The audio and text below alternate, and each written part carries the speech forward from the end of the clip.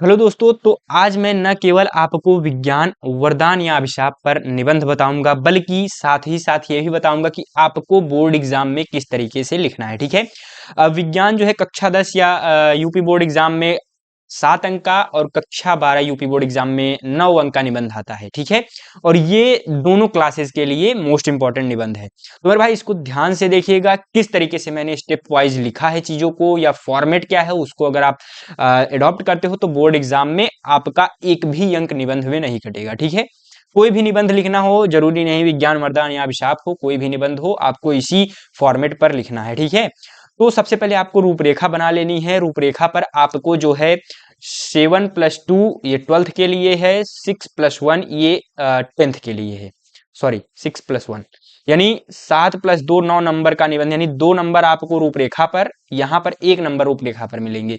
यानी केवल आपने इतना बना करके लिख दिया। रूपरेखा में सबसे पहला हेडिंग प्रस्तावना, लास्ट हेडिंग उपसंहार, बीच में उसके जो भी आप मैटर लिखेंगे, विज्ञान के वरदान, विज्ञान के अभिशाप, विज्ञान वरदान या अभिशाप।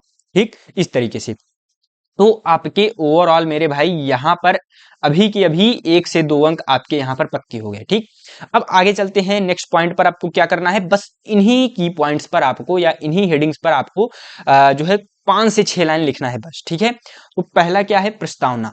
अब आपको क्या करना है, सिंपल सा कुछ नहीं करना है, प्रस्तावना हेडिंग बनानी है। पहली हेडिंग है आपकी, उसके बाद विज्ञान मानव जीवन का अभिन्न अंग है। इस तरीके से आप देखेंगे सेंटेंसेस को ज्यादा आपको नहीं लिखना है। आप बहुत से स्टूडेंट सोचते हैं कि ज्यादा लिखना है, नहीं, लगभग 1.5 से 2 पेज क्लास 10th के लिए और 2 से 2.5 पेज क्लास 12th के लिए। ठीक है, इतना मोर देन इनफ है। ठीक।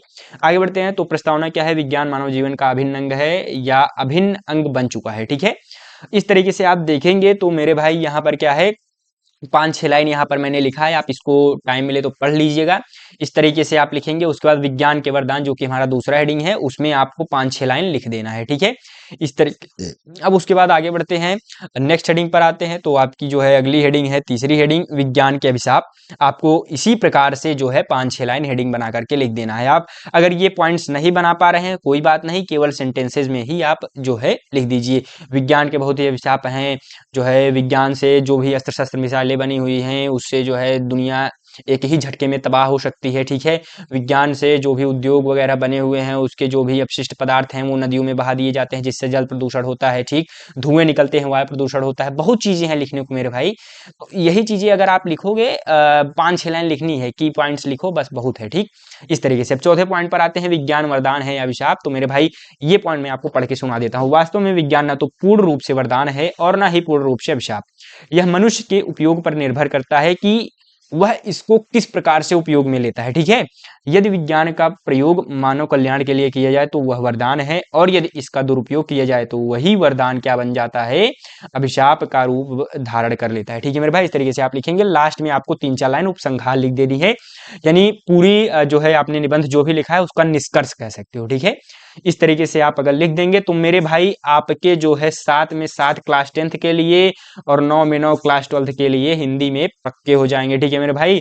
तो इसी प्रकार से आपको हूबहू लिखना है। और मेरे भाई अगर संस्कृत का निबंध आप चाहते हैं क्लास 10th यूपी बोर्ड का, जो कि 8 वाक्य लिखना होता है और 8 अंक पक्के होते हैं, तो स्क्रीन पर आपको एक वीडियो दिखाई दे रहा होगा, उस वीडियो पर क्लिक कीजिए और उस निबंध को अच्छे से देखिए। उसमें मैंने टॉप 5 निबंध बताया हुआ है, जिससे आपके निश्चित रूप से 8 अंक पक्के हो जाएंगे। ठीक है मेरे भाई।